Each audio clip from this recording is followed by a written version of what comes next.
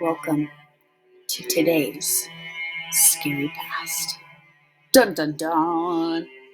Today is the story of Dorothy Dunn and the Panic Hotel.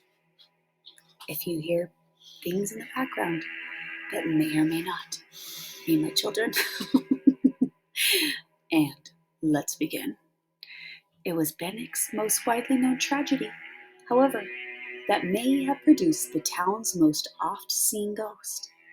Dorothy Dunn, a bright, popular 16-year-old, was swimming with a cousin and a friend on a warm August afternoon in 1916. The girls were splashing around in the dredge pond along the creek when they stepped off a ledge into the deep drop-off. None of them could swim. Smith Paddock, a 12-year-old boy who saw their distress, was able to pull the three out of the water. By the time he got Dorothy onto the shore, she had drowned. Dorothy's mother was the manager of the hotel.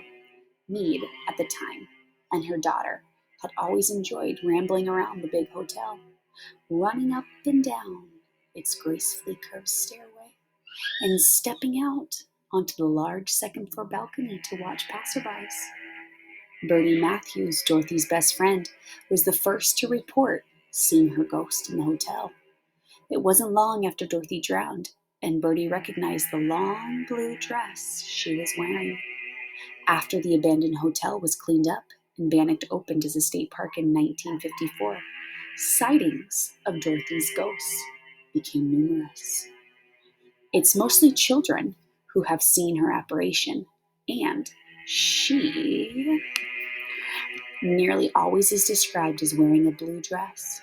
She's been seen sitting at the top of the staircase, looking out a guest room window, or standing in the large front room on the second floor that abuts the balcony. There have been enough encounters in that room that the door is usually locked. It's off limit to visitors.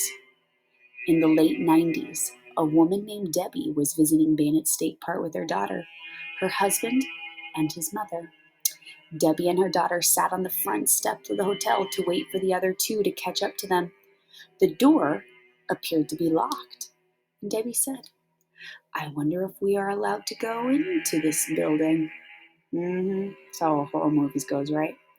The front door immediately began to open inward, creaking and groaning until it stood fully ajar, as if inviting the two inside.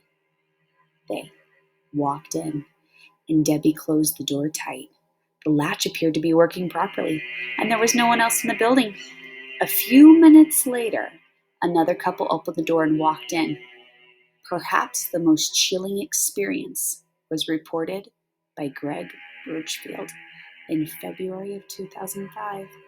A paranormal investigator, he'd spent most time in Bannock the previous summer. He was on the second floor of the hotel, also walking along while holding a digital audio recorder.